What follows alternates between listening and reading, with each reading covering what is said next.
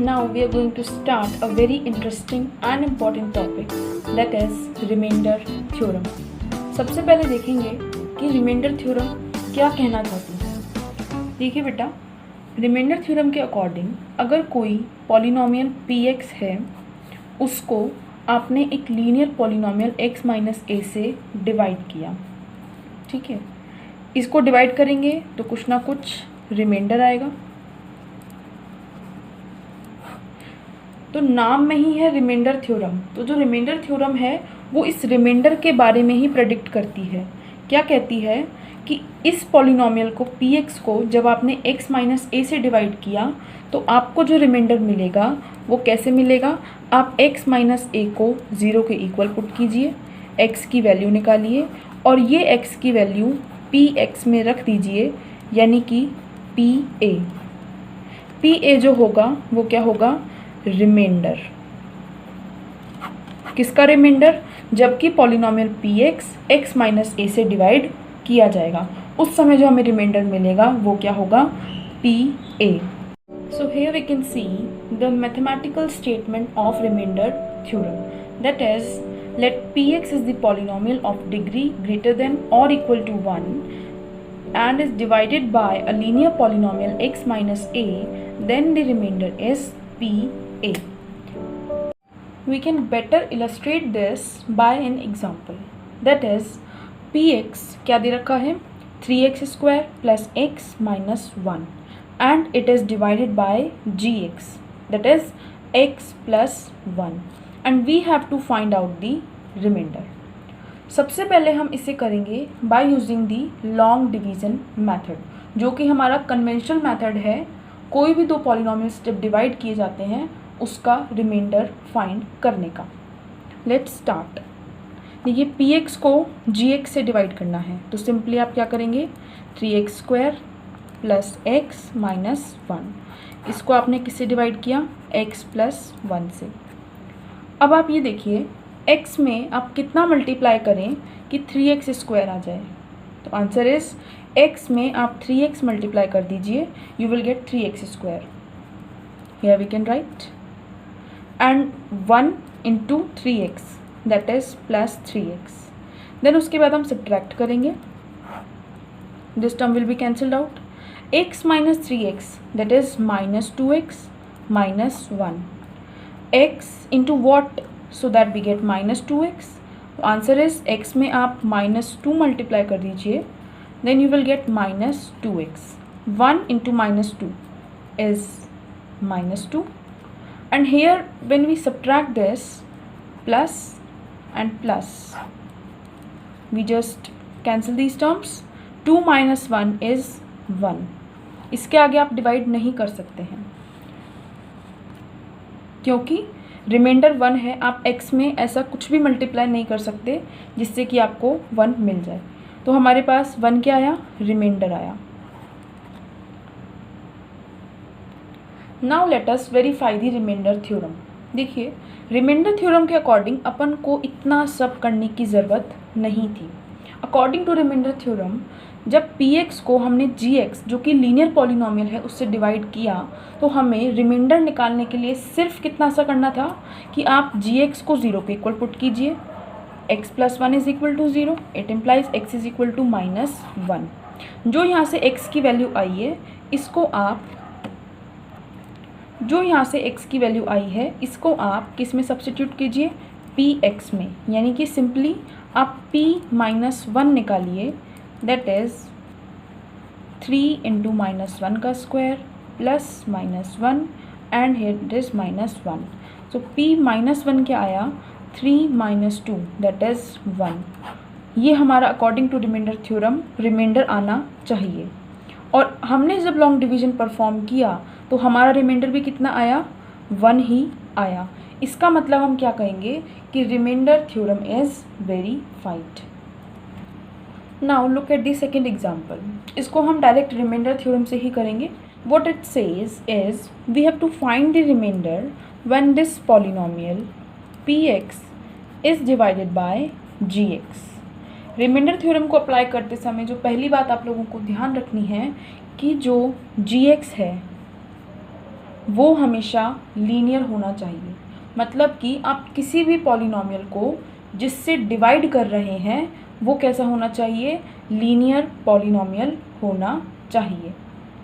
In short अगर हम कहें तो जो डिवाइज़र है वो हमेशा कैसा होना चाहिए, लीनियर पॉलिनॉमियल होना चाहिए। अब हमें क्या करना है, जब ये px इस gx से डिवाइड होगा तो हमें रिमाइंडर फाइंड आउट करना है। कैसे करेंगे, सिंपली आप gx को 0 के इक्वल पुट कीजिए। It implies x minus 1 is equal to 0, it implies x is equal to 1। ये x is equal to 1 px के अंदर सब्सटीट्यूट कर दीजिए। क्या मिलेगा, p of 1 is equal to x की जगह आप 1 रख दीजिए, 1 की पावर 4 प्लस 1 की power Q minus 2 1 square plus 1 plus 1। After solving this you will get p1 is equal to 2. So this is the remainder when px is divided by gx. Now come to a very important note जो आप लोगों को हमेशा अपने दिमाग में रखना है। वो क्या है कि अगर कोई पॉलिनॉमियल px एक लीनियर पॉलिनॉमियल gx से डिवाइड किया जाता है, ध्यान से सुनिए, अगर कोई पॉलिनॉमियल px किसी पॉलिनॉमियल लीनियर पॉलिनॉमियल gx से डिवाइड किया जाता है तो ये बात तो डेफिनेट है कि आपको रिमाइंडर मिलने वाला है। और वो रिमाइंडर किसके इक्वल होगा, p a के इक्वल होगा। x माइनस a को 0 के इक्वल पुट किया, x बराबर a आया। रिमाइंडर थ्योरम के according x is equal to a, px में रखा तो p a जो मिलेगा वो क्या मिलेगा, रिमाइंडर मिलेगा। अब ये p a अगर 0 है, ध्यान से सुनिए, अगर ये p a 0 है तो हम दो बातें कह सकते हैं। पहली क्या कहेंगे कि px is the multiple of x minus a, और जो दूसरी बात कहेंगे कि x minus a is the factor of px। मतलब कि इससे हम क्या समझे कि अगर px को किसी लीनियर पॉलिनॉमियल से डिवाइड करने पर रिमाइंडर 0 मिलता है तो हम px को इस फॉर्मेट में लिख सकते हैं, px is equal to lambda into x minus a. उससे हम दो बातें कहेंगे कि px जो है वो x माइनस ए का मल्टीपल है, या फिर x माइनस ए किसका फैक्टर है, px का फैक्टर है। Now come to the next theorem. According to factor theorem, px अगर कोई पॉलिनॉमियल है जिसकी डिग्री या तो 1 है या 1 से बड़ी है तो हम दो बातें कह सकते हैं। क्या कह सकते हैं कि x माइनस ए फैक्टर होगा किसका, px का, अगर यदि pa बराबर 0 है। और दूसरी बात क्या कह सकते हैं कि अगर pa बराबर 0 है तो x माइनस ए फैक्टर होगा px का। देखिए दोनों कंडीशंस में फ़र्क है। पहले आप चेक कर रहे हैं पहली कंडीशन में कि x माइनस ए फैक्टर है, मतलब ये गिवन है। उसके बाद हम कह रहे हैं कि अगर ऐसा गिवन है कि x माइनस ए px का फैक्टर है तो हम क्या कहेंगे कि pa 0 के बराबर है। और सेकंड कंडीशन क्या है कि अगर यदि pa बराबर 0 हमको पहले से दिया हुआ है तो हम क्या लिख सकते हैं कि x minus A is a factor of px। इसको हम डायग्रामेटिकली कैसे समझ सकते हैं कि px कोई पॉलिनॉमियल है, उसमें आपने x बराबर a क्या किया, सब्स्टिट्यूट किया, what you will gate pa। pa की वैल्यू अगर 0 आ गई, px एक पॉलिनॉमियल था, उसमें आपने x की जगह a रख दिया, आपको क्या मिला, pa मिला। pa की वैल्यू अगर यदि 0 आ जाती है तो हम क्या कहेंगे कि x बराबर a क्या है, 0 ऑफ पॉलिनॉमियल है, और x माइनस a क्या है, फैक्टर ऑफ px है। This is the story regarding the factor theorem. This will be more clear to you by some examples. Our example is px आपको क्या दे रखा है, x cube plus 3x square plus 5x plus 6, and you have to check whether x plus 2 is the factor of px और not. ये चीज़ आपको check करनी है। बेसिकली आप फैक्टर थ्योरम में थोड़ा सा ध्यान से देखेंगे तो आपको क्या मिलेगा, हमने कहा था कि अगर x minus A P x का फैक्टर है तो x बराबर a क्या होगा, उसका 0 होगा। अब हमको ये चेक करना है कि x प्लस 2 इसका फैक्टर है या नहीं। हम क्या करेंगे, अगर x प्लस 2 इसका फैक्टर है, इसका मतलब x बराबर -2, ये अगर वैल्यू हम px में रख दें, यानी p -2 की वैल्यू निकालें और ये 0 के इक्वल आ गई तो हम कहेंगे फैक्टर है, ये 0 के इक्वल नहीं आई तो हम कहेंगे फैक्टर नहीं है। Hope you get this. चलिए करके देखते हैं। p की जगह हम -2 रखते हैं, क्या मिलेगा, -2 का क्यूब प्लस 3 इंटू -2 का square plus 5 into -2 and plus 6। Here it is -8 and you will get plus 12 minus 10 plus 6. 12 minus 8 is 4, minus 10 plus 6 is -4. So you will get 0. हमने क्या देखा कि p -2 की वैल्यू क्या थी, 0 के इक्वल थी। इसका मतलब x बराबर -2 is a factor of p, sorry x बराबर -2 is a 0 of px। x बराबर -2 अगर 0 है, इसका मतलब x plus 2 is the factor of px। और यही हमारे क्वेश्चन ने हमसे पूछा था कि हमें ये चेक करना था कि x प्लस 2 px का फैक्टर होगा या नहीं, और हमने आंसर क्या दिया कि yes, x plus 2 is the factor of px। Our second question is we have to find the value of k for which x minus 1 is the factor of px। अब देखिए क्या दे रखा है कि x माइनस 1 फैक्टर है किसका, px का। ओके, अगर x माइनस 1 फैक्टर है इस px का, इट इम्प्लाइज हम ये कह सकते हैं कि x बराबर 1 0 होगा px का।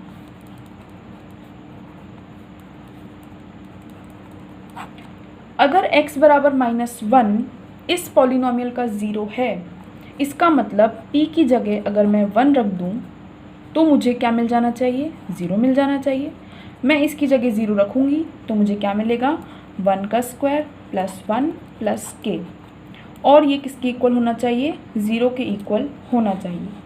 सो I will get 1 plus 1 is 2 plus k is equal to 0। It implies k बराबर -2। हमने क्या कहा कि the value of k is -2, मतलब कि जो अब हमारा px होगा वो क्या होगा, एक्स स्क्वायर प्लस एक्स, यहाँ पे k की जगह हम रख देंगे -2, कि ये पॉलिनोमियल ऐसा पॉलिनोमियल है जिसका फैक्टर x माइनस 1 होगा। हमसे क्वेश्चन में क्या पूछा था, हमें k की वैल्यू निकालनी थी, जो कि हमने निकाली, that is equal to -2। Now we are learning the factorization of quadratic polynomial by the splitting the middle term method। ध्यान रखिए, splitting the middle term method किसके लिए यूज़ होगा, quadratic polynomial के यूज़ होगा।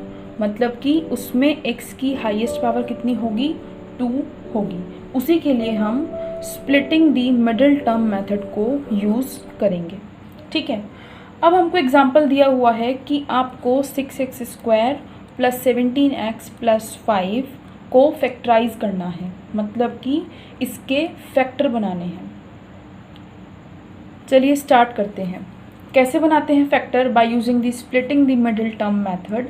स्टेप बाय स्टेप चलेंगे, then you will definitely get your answer. सबसे पहले आपको क्या करना है, जो एक्स स्क्वायर का कोफिशिएंट है और जो कांस्टेंट टर्म है, मतलब कि हम कह सकते हैं कि जो टर्म एक्सट्रीमिटीज़ पे हैं उनको मल्टीप्लाई कीजिए। क्या मिलेगा, 30, 6 5 जा 30। इसके प्राइम फैक्टर्स निकालिए, 2 15, here we can go 3 5 the 15 and 5 in the 5। here our prime factorization get stops। Okay, अब आप जो ये इधर आपको टर्म्स मिली हैं इनकी पेयरिंग अप करना स्टार्ट कीजिए। कैसे कि आप इस तरह से पेयर बनाइए, 2 पेयर्स बनाइए कि उनका सम कितना आ जाए बेटा, 17 के इक्वल आ जाए। मैंने पेयर सोचा 2 × 3 6 और ये 5, बट 6 और 5 तो 11 ही होता है, तो 6 और 5 का पेयर मेरा कैंसिल हो गया।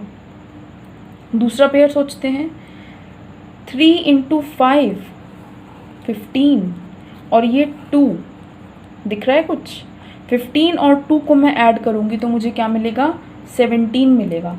तो हमने 30 का ऐसा पेयर ढूंढा, एक 15 और एक 2, जो कि प्रोडक्ट कितना देता है? 30 देता है, और सम कितना देता है? 17 देता है। तो बस इसी को पकड़ लीजिए और इसमें सब्सटीट्यूट कर दीजिए। कैसे करेंगे?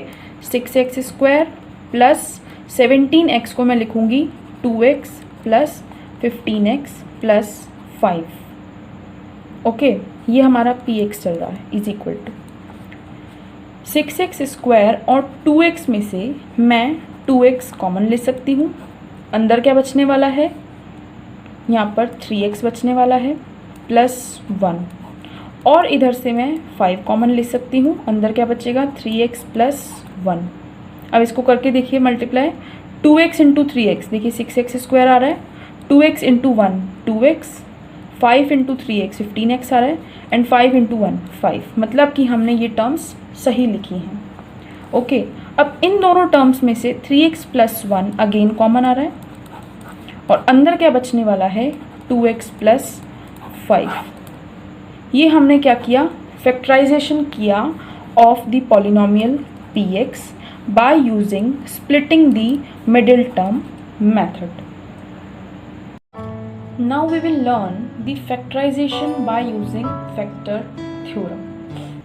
इसके लिए सबसे पहली जो मस्ट कंडीशन है, पॉलिनोमियल की डिग्री डिसाइडिंग टर्म है, यानी कि जिस टर्म में वेरिएबल की पावर हाईएस्ट है उसका जो कोफिशिएंट है वो हमेशा और हमेशा 1 होना चाहिए, तभी आप फैक्टराइजेशन यूजिंग फैक्टर थ्योरम का यूज़ करेंगे। अदरवाइज आप पहले लीडिंग जो कोफिशिएंट है उसको 1 बनाएंगे, देन उसके बाद इस प्रोसीजर को फॉलो करेंगे।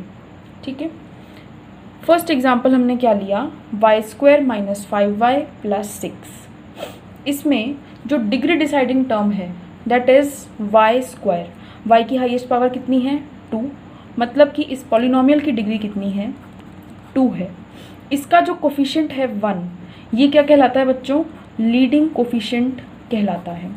जिस टर्म से हम पॉलिनोमियल की डिग्री डिसाइड करते हैं उसका कोफिशिएंट क्या कहलाता है? लीडिंग कोफिशिएंट कहलाता है, और वो जो टर्म है वो टर्म कहलाती है leading term. Is it clear to you? अब फैक्टर थ्योरम में क्या देखना है कि जो लीडिंग कोफिशिएंट है वो 1 होना चाहिए। तो हम क्या देख रहे हैं कि इस इक्वेशन में जो लीडिंग कोफिशिएंट है वो 1 है। तो हमारी पहली कंडीशन तो सेटिस्फाइड हो गई। दूसरी कंडीशन क्या है? जब आप इसको फैक्टराइज करेंगे तो आपको सिंपली क्या करना है, जो कांस्टेंट टर्म है उसके फैक्टर्स कीजिए। जैसे कि 6 के फैक्टर्स क्या हुए? 2 3 जा 6, 3 1 जा 3, एंड हियर इट इज़ 1। तो 6 के फैक्टर्स क्या हुए बेटा? 1 2 एंड 3। अब बारी बारी से आप 1 2 और 3 इस px के अंदर पुट कर दीजिए। ठीक है, मैंने सबसे पहले पुट किया p1, तो मुझे क्या मिलेगा? 1 minus 5 plus 6, and here I will gate 2। 0 के इक्वल नहीं है, ये हमारे काम का नहीं है। फिर मैंने पुट किया p2, तो मुझे क्या मिलने वाला है? हेयर इट इज़ 2 का स्क्वायर माइनस 5 इंटू 2 प्लस 6, यानी 4 minus 10 plus 6। 4 minus 10 is minus 6, and minus 6 plus 6 is equal to 0। मतलब कि मैंने क्या देखा? 6 के मैंने फैक्टर्स किए 1 2 3, ये इसके फैक्टर्स हैं। मैंने बारी बारी इन फैक्टर्स को px के अंदर पुट किया। p1 से मुझे 0 नहीं मिला, ये मेरे काम का नहीं था। p2 से मुझे क्या मिला? 0 मिला। इसका मतलब y बराबर 2 0 है किसका? px का। इसका मतलब हम फैक्टर थ्योरम में बहुत इंपॉर्टेंट चीज़ पढ़ के आए हैं। क्या है वो चीज़? कि अगर y बराबर 2 py का 0 है, इसका मतलब हम क्या से कह सकते हैं कि y minus 2 is a factor of p y. ठीक है, ध्यान से देखिए, हमें y माइनस 2 पी वाई का एक फैक्टर मिल चुका है। अब हम क्या करेंगे, हमने 1 रख के देख लिया, हमने 2 रख के देख लिया, 2 हमारे काम का था। अब हम 3 रख के देखेंगे। P3 मैंने निकाला, क्या मिलेगा मुझे, 3 का square minus 5 into 3 plus of 6। Here I will gate 9 minus 15 plus 6 and answer is 0। इसका मतलब y बराबर 3 पी वाई का 0 है। इससे मैं क्या से कह सकती हूँ कि y माइनस 3 फैक्टर है किसका, पी वाई का। तो हमने क्या देखा कि y माइनस 2 फैक्टर है पी वाई का, y माइनस 3 फैक्टर है पी वाई का। इसका मतलब हमने पी वाई के सारे फैक्टर्स ढूंढ लिए। दैट इज़ हम पी वाई को y minus 2 into y minus 3 लिख सकते हैं। इसको आप सॉल्व करेंगे, आपको क्या मिलेगा, y square minus 3y minus 2y plus 6। इसको करके दिखाते हैं। जैसे देखिए पी वाई, आप पहले y को इससे मल्टीप्लाई करेंगे, वाई स्क्वायर माइनस 3y, फिर माइनस 2 को y से किया minus 2y, minus 2 into minus 3 किया, that is plus 6। It implies y square minus 5y plus 6। यही हमारा ओरिजिनल पोलिनोमियल था जो हम लेके चले थे। हमने फैक्टर्स किए y माइनस 2 वाई माइनस 3 और हमने चेक भी कर लिया कि इनको मल्टीप्लाई करके वापस से हमें हमारा ओरिजिनल पोलिनोमियल मिल रहा है। इसका मतलब जो हमारे फैक्टर्स हुए थे वो सही थे। So this is the story regarding the factorisation of any polynomial by using the factor theorem. जो बातें इसमें आप लोगों को ध्यान रख रही हैं फैक्टराइजेशन करते समय bye using factor theorem is leading coefficient should be 1, constant term के फैक्टर्स करेंगे, बारी बारी पॉलिनोमियल में रख के देखेंगे, जो वैल्यू पॉलिनोमियल को 0 बना देगी उसको हम 0 कहेंगे। जैसे x बराबर 2 ने 0 बनाया तो हम क्या कहेंगे, x बराबर 2 is the 0 of the polynomial, hence x minus 2 is the factor. इस तरह से हम हिट एंड ट्रायल मेथड से बारी बारी पॉलिनोमियल की वैल्यूज़ निकालेंगे, जो 0 बनाएगा उसको फैक्टर की टर्म्स में लिखेंगे और इस तरह से हम क्या करेंगे, फैक्टराइजेशन करेंगे ऑफ द गिवन पॉलिनोमियल।